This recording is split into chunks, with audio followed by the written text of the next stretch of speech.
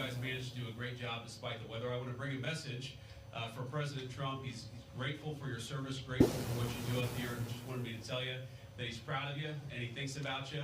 And of course, the same is true for everybody that's flanking me up here. We're thrilled to be here because the mission that you guys do is so important for the United States. It's important for our national security. And today, everybody that I met to a person was professional, was kind, was knowledgeable, and was dedicated to our country. You're a great credit to the United States of America, even though you are very, very far from home. I met some Texans and some Floridians today, and I thought to myself, man, you guys have really signed up for tough duty here in Greenland, but it's a beautiful place. It's a striking place, a very harsh place. The Colonel showed me around, but a very beautiful place. Even in right now, I guess we're still, at least here in Greenland, in the heart of what is winter, because winter, I guess, lasts about 9 months here in Greenland. So I want to thank our reporters for following us around today and covering what we're doing. We'll take some questions from the reporters, but before we did that, I wanted to give some of my special guests an opportunity to say a few words. So we, of course, are thrilled to be joined by Juliet, our National Security Advisor's wife, and by my wife, our Second Lady, Usha. And flanking me here on my left is Chris Wright, our Secretary of Energy, Mike Walter, National Security Advisor, and my dear friend, Senator Mike Lee from the great state of Utah, who I joked earlier, I told Mike I'd give him a ride to Utah, and we ended up in Greenland. But I want to, because each of them care about this territory and care about the mission of the American military here in Greenland, for various reasons, touching each of the areas that they focus on, I thought it would be worth hearing from each of them for a little while. So, Chris, if you would say a few words about the importance of energy. Thanks, Chris. Here we are. I will. Echo the Vice President's comments to thank you for your service to our country, wherever it is, whatever it takes. And I think we see right here in this beautiful air base in the high Arctic what energy can do. We can make a tough high Arctic environment a beautiful place to live, a comfortable place to live, all sorts of scientific instrumentation, military mission to monitor what's going on in the world. None of this was possible not long ago. President Trump was elected to re-energize America, to take the beauty that you've seen up here and make that a thing of pride and ambition again, not shaming of energy, not trying to stop its growth and its prosperity, but to re-energize it. So energy makes the world a beautiful place to live. It makes us comfortable and have long, opportunity-rich lives. I'm thrilled and proud to be part of this administration with President Trump and Vice President Vance. Thank you all for your service. I'm honored to be here. Thank you, Chris.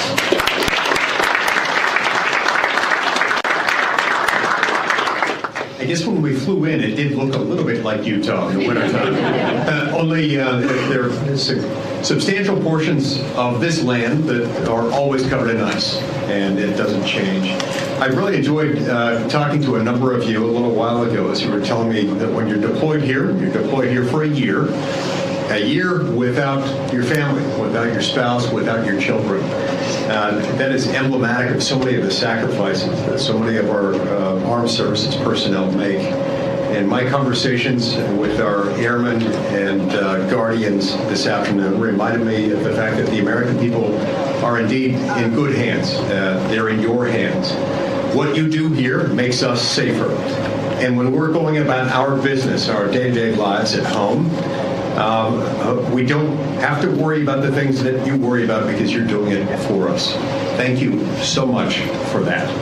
And I look forward to learning more about what you do here and about the future of the United States and its interaction with this amazing land in this part of the world. Thank you.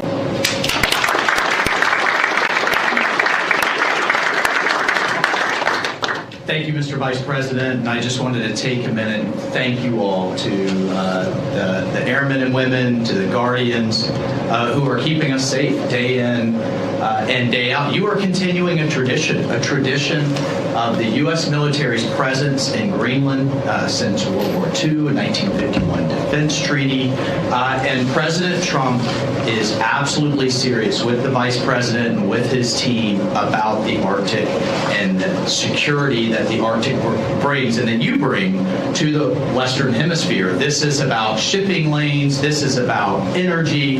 This is about fisheries, and of course it's about your mission, which is keeping us safe and monitoring space, monitoring our adversaries, and making sure the American people can sleep safely in their homes day in and day out. So thank you for roughing it. Thank you for being without your families. I bet every one of you are going to pick somewhere in, I don't know, Florida or the Bahamas or something for your next duty station, I would think. But this is also, I mean, what an incredible adventure. I have yet to meet a veteran. My wife is a veteran. I am as well. And of course, the vice president. I have yet to meet a veteran that says, wow, I regret my time in service. Instead, they cherish it the rest of their lives. So, appreciate this moment and this adventure that it is. And the American people, thank you. President Trump thanks you. And I know the vice president and the second lady thanks you as well. And it's just really an honor to be with you today. Thanks so much.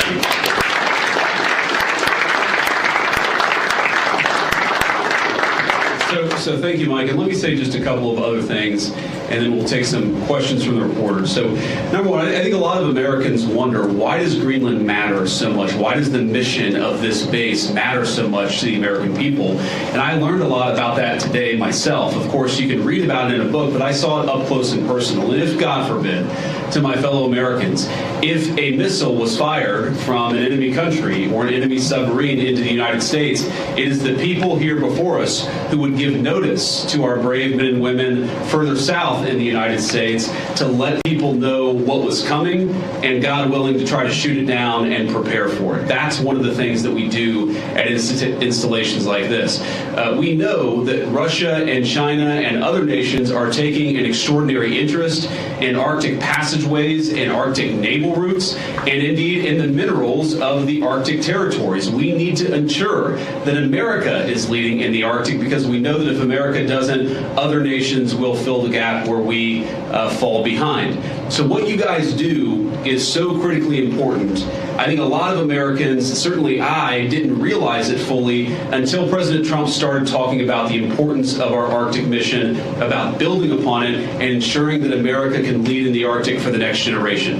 And now I want to talk about, of course, the interaction and what Denmark, I think, has done, and sometimes in partnership with us, but let's be honest, what Denmark over the last 20 years has failed to do in some cases, because we know that unfortunately this place, this base, the surrounding area is less secure than it was 30, 40 years ago, because some of our allies haven't kept up.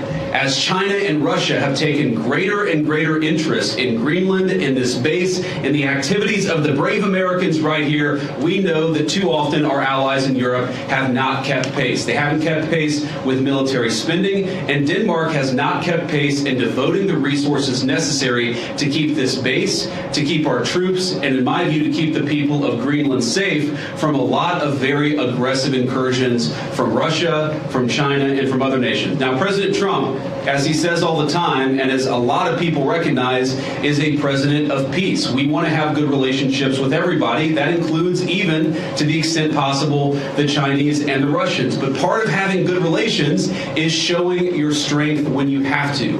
And unfortunately, the story of Greenland over the past 20 years when it comes to security is that we've underinvested in the infrastructure, we've underinvested in the security architecture, and we've underinvested in the brave men and women who are doing a very hard job, as Mike said, to keep all of us safe.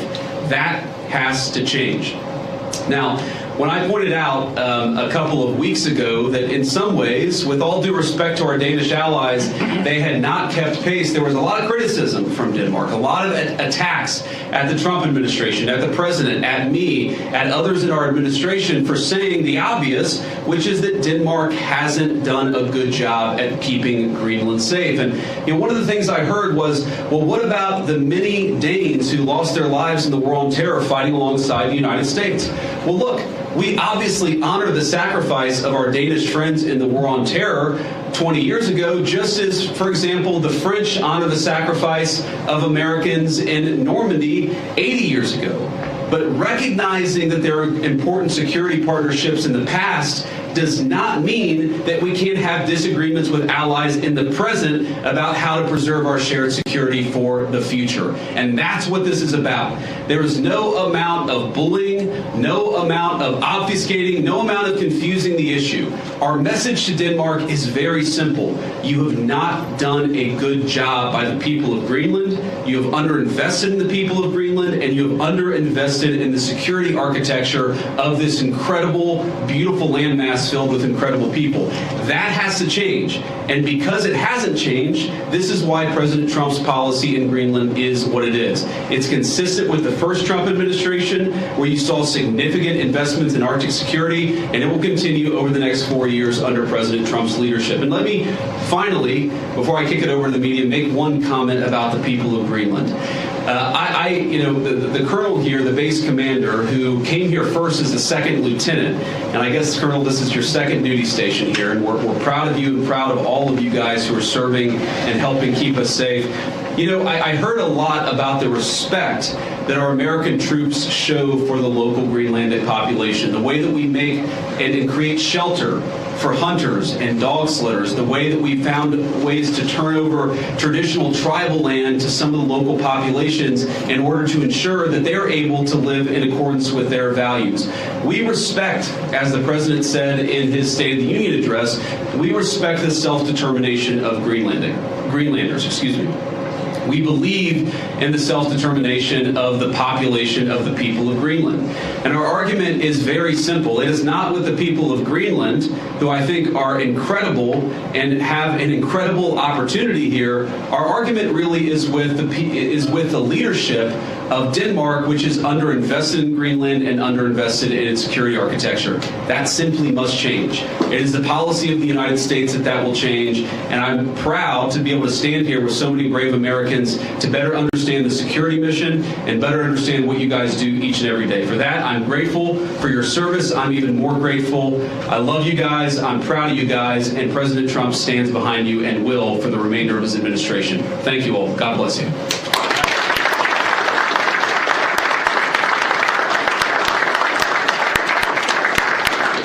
All right, now we'll take a few questions. Both of you guys have your hands up. Whoever can go first. Red scarf, go first. Oh, sure. Thank you, Mr. Vice President. Do you have any plans, are there plans to expand the U.S.'s military presence in Greenland beyond this base? Well, are there immediate plans to expand our military presence? No, but are there general objectives that we want to accomplish that will certainly require us investing more resources, investing in additional military, icebreakers, investing in additional naval ships that will have a greater presence in Greenland? Absolutely. And we know that's necessary because we know, as Mike talked about and certainly I talked about, there has been an expansion of the security footprint and the security interest of Russia and China. They're doing what they believe is in their interest. The United States must do what I know is in our interest, which is to make sure that Greenland is safe. If Greenland doesn't have self-determination, if the people of Greenland have their future controlled by the Chinese Communist Party, it's not going to make their lives better off, and most importantly, it's going to make American and world national security, world security, much, much weaker. We in some ways need to wake up.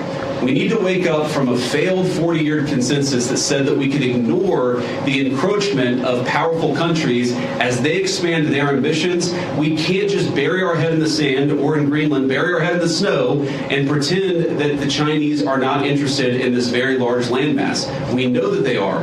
They've taken steps to put Greenland in ridiculous debt traps to invest and exploit the resources here. And we know that they're sending a lot of military resources here. Yes, over the medium term, the United States will meet that challenge. We will put our own resources here. We already have a lot of great resources here, but we know we're going to have to do more to counter some of the nations that we know that we're competitive with. Sure. Thank you so much, Mr. Vice President. And the President said today that we have to have Greenland. By being here today, are you also conveying that message that the U.S. is very serious in its desire to acquire Greenland? Well, the president said we have to have Greenland, and I think that we do have to be more serious about the security of Greenland. We can't just ignore this place. We can't just ignore the president's desires, but most importantly, we can't ignore what I said earlier, which is the Russian and Chinese encroachment in Greenland. We have to do more. And what the president said in his State of the Union address, and he was very clear about this, is we respect the self-determination of the people of Greenland, but my argument again to them is I think that you'd be a lot better coming under the United States security umbrella than you have been under Denmark's security umbrella. Because what Denmark's security umbrella has meant is effectively they've passed it all off to brave Americans and hope that we would pick up the tab. We're simply saying to the people of Greenland, when the president says we've got to have Greenland, he's saying this island is not safe. A lot of people are interested in it. A lot of people are making a play. We know that America cares about the security of this island for the sake of the people of Greenland, but also for the sake of the national security interests of the United States of America. So our message is very simple. Yes, the people of Greenland are going to have self-determination. We hope that they choose to partner with the United States because we're the only nation on earth that will respect their sovereignty and respect their security, because their security is very much our security, as these brave Americans show. John Parkinson with ABC News. Thanks for bringing us along on this historic trip. I wanted to ask you about last week's news with the Atlantic. We've had a couple questions on Greenland. I feel like you've answered that. But I did want to ask, did you express your concerns to the president that you were opposed to the Houthi strike? And also, what did you mean when you asked, or when you said in that thread that the president wasn't aware that his directions for Yemen were inconsistent with his message on Europe? Well, I didn't quite say that. I think that's a slight bit misunderstanding of what I said, but we've talked, of course, in the American media about Signalgate, as I called it, for the past week. And here's what I told the president and the entire national security team is that, yes, it is in the interest of the United States of America to preserve navigation. Yes, it is in the interest of the United States to kill terrorists who are preventing navigation in the Red Sea. But we got to make sure that we do it right. We have to be careful. We have to make sure the timing is right. And of course, what that leak revealed, I think, is a private communication between the president's senior advisors about how best to prepare the American people for what we all thought we had to do, about the right timing of when we should do something, and of course, surfacing the strategic questions that we needed to decide and brief the president on so that he could ultimately make the decision about what we would do. What I saw in that Signal chat, and of course what I've seen in the president's senior national security team, is that sometimes we all agree and sometimes we all disagree, but it's important that we all have an honest conversation amongst ourselves and with the President of the United States about what we think is the best interest of the national security of the United States of America. I support the president's decision to strike the Houthis. I always supported the president's decision to strike the Houthis, and I support the national security team having the argument about how best to serve the American people. Go ahead. In your security briefing today, did you see specific threats coming from China and Russia, things that you did not know about before? Are we talking battleships, icebreakers, any type of military equipment, or is it economic? Well, I don't want to get too specific, but yes, we know that the Chinese are very, very interested in this island. We've seen some of the economic pressures that they've tried to place on Greenland. We know that they're increasingly engaging in military training and military interest. Certainly, they've started to describe themselves as a near-Arctic power, and I think part of that is justifying taking a further interest in Greenland and some of the surrounding territories. So we've seen very strong evidence that both the Chinese and the Russians are interested in Greenland. And why wouldn't they be interested in Greenland? It's a beautiful place. It has incredible people. It has its geographic placement makes it very important for the national security of the United States, but for world security. What we have to recognize is that if the Chinese and the Russians are going to pursue their national interests, we need a president who's going to pursue the American national interest, and that means ensuring that Greenland is safe. When can we expect an update on the internal investigation into that Signal chat leak?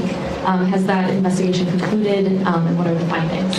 I think we'll get an update soon. Look, we take it very seriously. We all accept that a journalist should not have been invited into the chat, and members of the administration, including my dear friend Mike, have taken responsibility for it. But I find the American media's obsession with this issue very, very interesting, because I happen to remember about 4 years ago when American military leadership made a catastrophic error that got 13 innocent Americans killed in Afghanistan and had about $80 billion of military equipment turned over to one of the worst terrorist organizations in the world. And for years, the American media ran cover for a Biden administration that refused to fire any generals or even launch an internal investigation that was meaningful and substantive about what happened. And now the same American media that covered for the Biden administration after the untimely death and the unnecessary death of 13 brave Americans is really, really interested in forcing the President of the United States to fire someone because of a signal chat. Because of a signal chat. That is not honest behavior from the American media. And if you think you're going to force the President of the United States to fire anybody, you've got another thing coming. President Trump has said it on Monday, on Tuesday, on Wednesday, on Thursday, and I'm the Vice President saying it here on Friday. We are standing behind our entire national security team. Can I just ask you about Yeah, go ahead. the tariffs? There's been some retaliation, some signals at least in the media that Canada's going to respond, some of these others are going to respond to the president's tariffs. What's your message for Americans that are going to see costs increase on auto manufacturing, new cars, that kind of thing? Is it Buy America, or what's the message going forward there? Well, let me say a couple of things. First of all, for the Canadians, and we have many dear friends in Canada, and of course we love the Canadian people, but the Canadian leadership threatening retaliatory tariffs against the United States, as President Trump often says, they just don't have the cards. There is no way that Canada can win a trade war with the United States. What President Trump has said is that he wants to level the playing field. For decades, Canadian leadership has forced American farmers and American manufacturers to play by an unfair set of rules. All President Trump has said is that we're done playing by an unfair set of rules. If you're going to do something to our industries, then we're going to do something back to your industries. That's how you protect American manufacturing, and that's how you protect American jobs. Now, what I'd say to the American people is look, the president ran on this, and he said very clearly that we're done being the piggy bank of the entire world. For 40 years, in the same way that our European friends, I think, have neglected international security, for 40 years, a lot of our friends all over the world have used America as a piggy bank. They have used us to absorb all of their excess economic production. What does that mean for Americans? For Americans, that's meant manufacturing jobs declining. That's meant middle-class wages going down. That's meant whole towns that have been hollowed out by empty factories. And that means an America that is less safe because our manufacturing isn't as powerful now as it was 30 years ago. I've got all these brave Americans in front of me and a few behind me too. We want to send, if God forbid we have to send Americans to war, we want them to have weapons, the best weapons in the world that are manufactured in America and not in China. The way you do that is to rebuild the American manufacturing sector. The days of America being the piggy bank of the world, the days of closed factories, the days of people not being able to get a middle-class job in this country, they're over. And yes, that means we're going to have to fight back even against some of our friends and their unfair economic practices, but the long-term consequence of this is going to be higher wages, more manufacturing, and more economic security for the American people. We'll take a couple more questions. On Russia, has the U.S. agreed to those conditions that the Kremlin said? It included lifting sanctions imposed on Russian banks. Trump said this week that you were still looking at it. Well, there are a couple of different statements that are floating around out there, and some of them I think are mistranslations, and some of them are not totally clear what is even being asked for. But the president has said, and he's right, that I think we feel very good about where things are. We trust but verify. We make sure that what we're seeing from one party is met by the other party and vice versa. But I think that we've made an incredible amount of progress. We have to remember that this war started under Joe Biden's administration. It has led to an unbelievable amount of death and destruction. And for the first time in almost 4 years, thanks to President Trump's leadership, we have an opportunity to really achieve a peaceful settlement. The president's going to fight every single day to make sure that happens. And of course, we'll keep you guys updated as we continue to make progress. I do think if you look at what we've talked about, we've obviously got this energy infrastructure ceasefire. We've got a Black Sea commercial ceasefire that I think is almost done. And once we get there, we'll work on the next stage of the ceasefire. Yeah. The president has previously not ruled out military force when he's talking about taking over Greenland. But your rhetoric today is more about encouraging the Greenlandic people to vote for independence.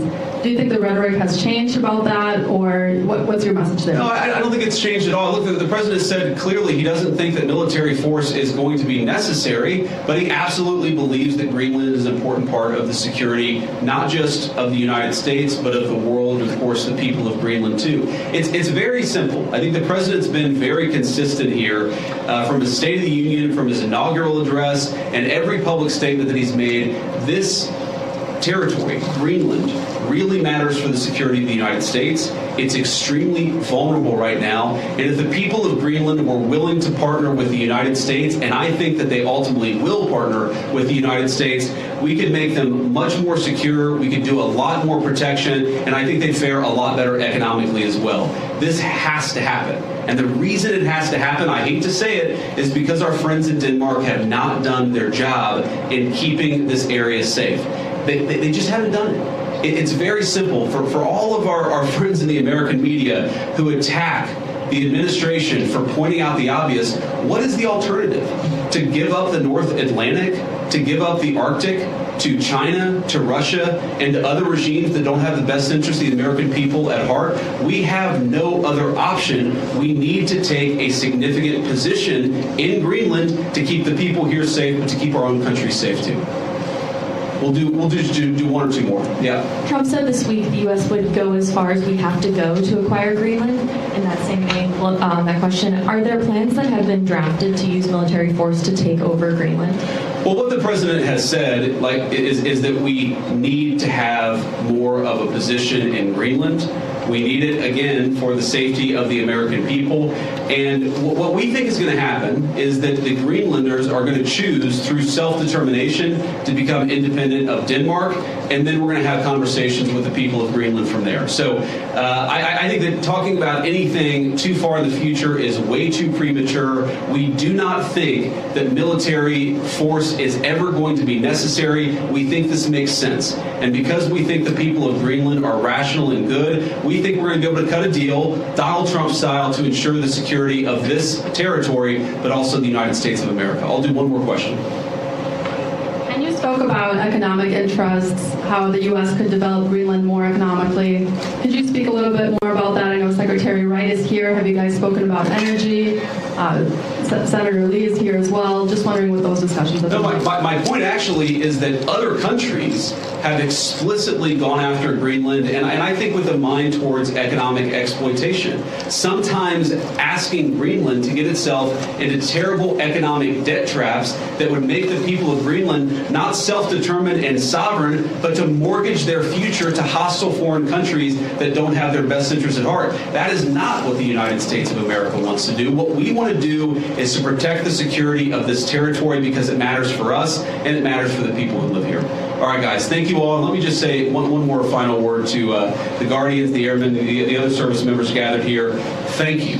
From the bottom of my heart, it is incredible to be a vice president who has served just as our NSA, Mike Waltz, has served, to know the sacrifice that comes along with it, and to see that there are still incredible young Americans willing to put on the uniform and serve this country. You make America a better place, and you make it an honor to serve as your vice president. God bless you guys. Thanks for having me.